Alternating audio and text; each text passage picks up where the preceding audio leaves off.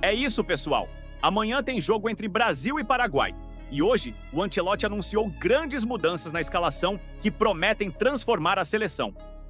Fica até o final para saber todos os detalhes sobre o que ele disse e as novidades para esse confronto. Depois, quero saber sua opinião sobre tudo isso. A estreia do Ancelotti pela seleção não agradou a ninguém. Parecia que estávamos vendo a mesma seleção dos últimos jogos com o Dorival e o Diniz. Um time fraco, sem criatividade, que cria muito pouco. E com um meio-campo que deixa bastante a desejar.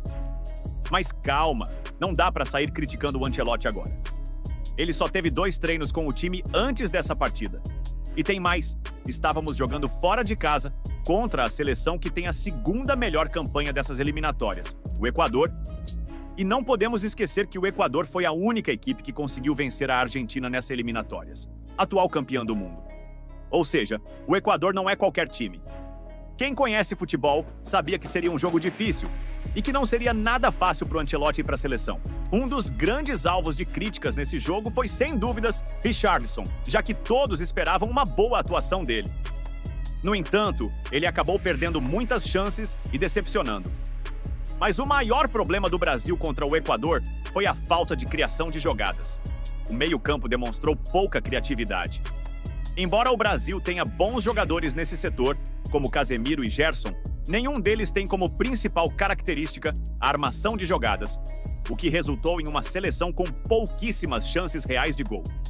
Agora, se liga na matéria do GE sobre as mudanças que Ancelotti para o jogo contra o Paraguai. Cunha já havia substituído Richarlison em Guayaquil, e Ancelotti chegou a comentar em entrevistas sobre a diferença de características entre os dois. Enquanto o atacante do Tottenham atua mais como referência na área, Cunha se movimenta mais, permitindo que Vini Júnior e Rafinha ataquem os espaços mais próximos do gol. No restante da equipe, não houve mudanças. O Brasil treinou com Alisson, Wanderson, Marquinhos, Alex e Alexandro, Casemiro, Bruno Guimarães e Gerson, Rafinha, Matheus Cunha e Vini Júnior. Durante o treino, o técnico italiano testou algumas variações táticas, como a utilização de 4 atacantes. Nessa formação, um meio-campista, primeiro Gerson, depois Bruno Guimarães, foi sacado para a entrada de Gabriel Martinelli e, posteriormente, Richarlison. Esse esquema mais ofensivo pode ser uma alternativa a ser utilizada ao longo da partida contra o Paraguai. O título, tudo lá com o Newcastle.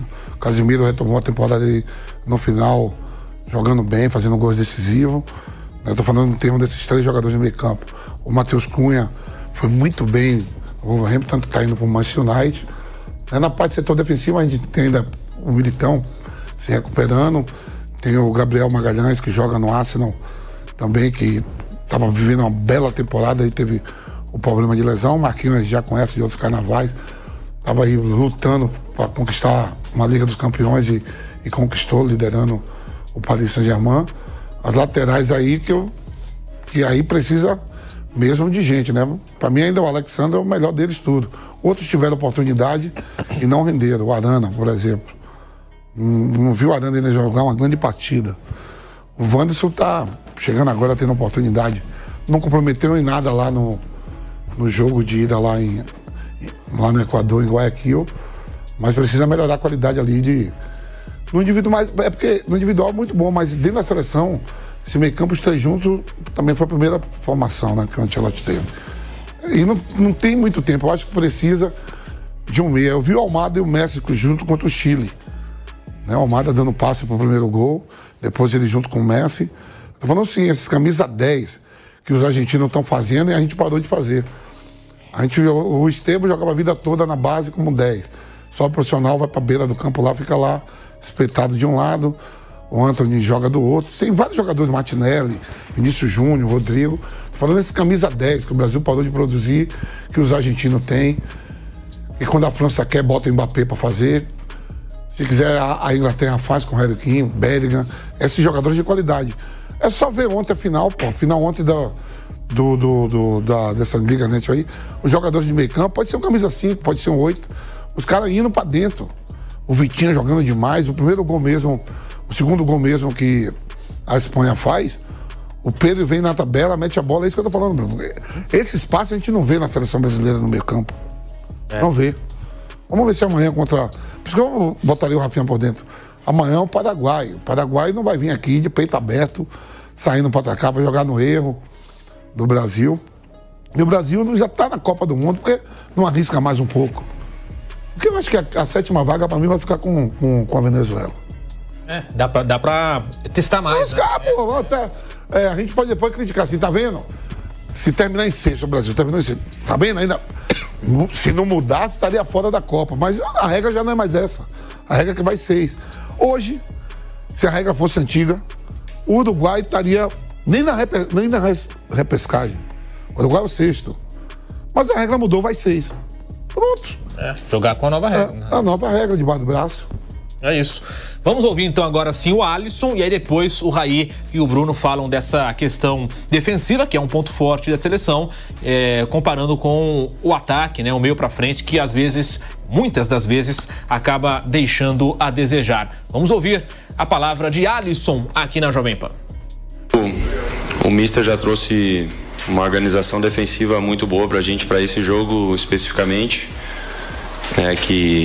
Que era contra o Equador, uma equipe muito física, de muita velocidade, usa muita bola longa, então demandaria também da nossa equipe de igualar também nos duelos, né, de chegar firme, de ser forte.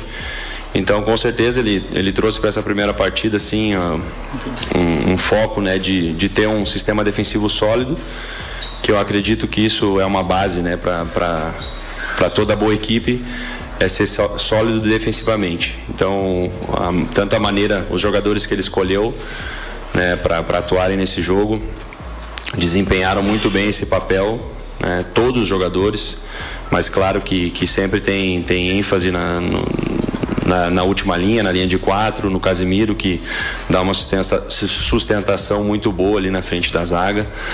Mas tanto o Gerson quanto o Bruno, né, os atacantes marcando muito, correndo, se dedicando, né, e isso foi muito necessário nesse jogo e espero que a gente possa manter essa base, né, para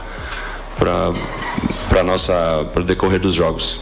Eu acho que esse rendimento não tão bom da seleção brasileira tem a ver com 2 aspectos. Um deles é um pouco da característica desses jogadores de meio campo. Não são jogadores que têm essa qualidade de articulação. O Casemiro é um primeiro volante de muita força, de boa marcação, faz ótima cobertura, leitura dos espaços. O Bruno Guimarães é mais um cara de saída de bola, ele não é tanto um jogador que vai se apresentar à frente, que vai encontrar um passe para criar uma jogada ou coisa do tipo. E o Gerson, para mim, é a mesma coisa, é um cara ali de boa saída pro jogo, boa qualidade de passe e tal, mas não é um armador de fato, né? Então o Brasil acabou ficando nesse primeiro jogo um pouco preso na criação por conta desse aspecto especificamente. E um outro que eu acho também que é importante nessa equação é, nesse momento, a falta de um período maior para trabalhar, né? Como eu disse aqui, o Ancelotti fez 1 treino e meio, com o elenco completo. E aí não dá para esperar também que nesse panorama, né, depois de 1 treino, ele consiga apresentar lá soluções incríveis para o time criar mais. Para esse jogo, com um pouquinho mais de trabalho, né, 4 treinamentos, que também não é muita coisa, talvez já dê para a gente ver alguma coisa melhor, mais elaborada, deu para ver alguns movimentos lá no primeiro jogo. O Alexandro do Flamengo ficando um pouco mais na saída de bola, o Wanderson passando bastante, o Estevão era um cara que tentava circular ali um pouco mais por dentro, o Vinícius mais aberto, então deu pra ver um pouquinho de intenção ali de como o time jogar, de como se movimentar. Para esse segundo jogo talvez a gente veja algo diferente, também vai ser uma seleção que vai se defender mais, o Brasil vai ter mais posse, vai ter mais ocupação no campo de ataque, vai ter o Rafinha, que é um jogador que pode ser esse criador também mais próximo do gol, talvez o Vinícius tenha um outro papel, com mais liberdade para aparecer próximo da área, não tão aberto como foi no jogo contra o Equador, para receber e partir em velocidade. Então, acho que a gente pode ver algo um pouco diferente, mas vejo esses 2 fatores aí como determinantes para o Brasil talvez não tenha uma criação maior. Um pouco da característica dos meio-campistas, que pode ser melhorada com o Ancelotti, e também essa questão da falta de treinamento para que o time tenha mais ferramentas para encontrar mais soluções. Bruno Prado, para fechar o assunto. Mas agora eu quero saber, o que você achou disso tudo? Você acha mesmo que o Brasil vai ganhar do Paraguai amanhã? Ou acha que vai dar empate? E que mudanças você faria na seleção? Comenta aqui embaixo e vamos discutir.